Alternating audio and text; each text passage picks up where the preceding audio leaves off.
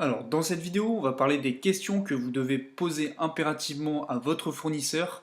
Donc, bien sûr, là, c'est la deuxième vidéo, puisque je vous avais parlé dans la vidéo précédente, pareil, de questions qui étaient essentielles hein, à poser à son fournisseur. Donc là, partie 2, donc vous avez encore un complément d'informations. Voilà. Donc, on va commencer tout d'abord par la question quelles sont les dimensions exactes du produit. Donc ça, c'est une question qu'il faut poser impérativement à votre fournisseur, puisque en fait, cette information, elle va être très importante, puisqu'elle permettra de calculer vos frais Amazon FBA. Donc si vous voulez acheter un produit qui est déjà sur Amazon US, mais pas sur Amazon FR, donc France, n'hésitez pas à consulter la description du produit qui se trouve sur Amazon US pour justement avoir les dimensions. Ensuite, comme deuxième justement question qui va être très importante, ça va être donc le mode de livraison. Donc effectivement, il va falloir poser cette question à votre fournisseur et du coup demander à votre fournisseur s'il livre vos produits soit par bateau ou alors par avion, puisque c'est deux choses bien différentes.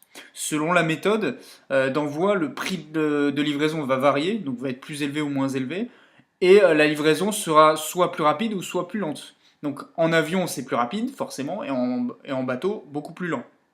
Après, au niveau du prix, en avion ce sera plus élevé et par bateau ce sera moins élevé.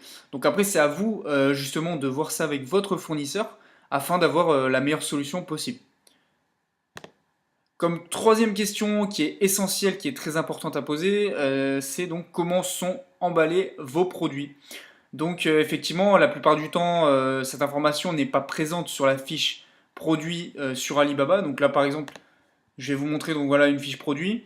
Ici, on peut voir qu'en fait, sur la plupart des produits sur Alibaba, vous avez donc les produits en question, mais pas du tout comment ils sont emballés. Il va falloir voir ça donc avec votre fournisseur et donc lui en parler. Donc il faut lui demander également comment les produits sont répartis dans l'emballage, etc. Il faut lui demander aussi s'il peut vous envoyer des photos, puisque grâce aux photos, vous allez pouvoir voir bien mieux que si vous parle, parce qu'au moins là, il n'y a pas de 36 000 choix, vous comprenez bien ce qu'il vous dit et il y a pas de problème. Voilà, donc n'hésitez surtout pas, même pour toutes les questions que vous lui posez, de lui demander qu'il vous envoie des photos pour bien que ça soit précis. Voilà. Ensuite, on va parler de l'envoi direct à Amazon. Donc, il faut vraiment en parler à votre fournisseur. Donc, il va falloir lui demander s'il peut envoyer, donc s'il connaît du coup le processus pour envoyer vos produits, en fait des produits à Amazon, tout simplement, s'il l'a déjà fait. Donc, en fait, lorsque vous commandez vos produits auprès d'un fournisseur, vous avez deux solutions. Soit vous demandez à votre fournisseur qu'il vous envoie les produits chez vous. Dans ce cas, vous pouvez vérifier le bon état des produits et coller vos étiquettes pour ensuite envoyer vos produits à Amazon, tout simplement.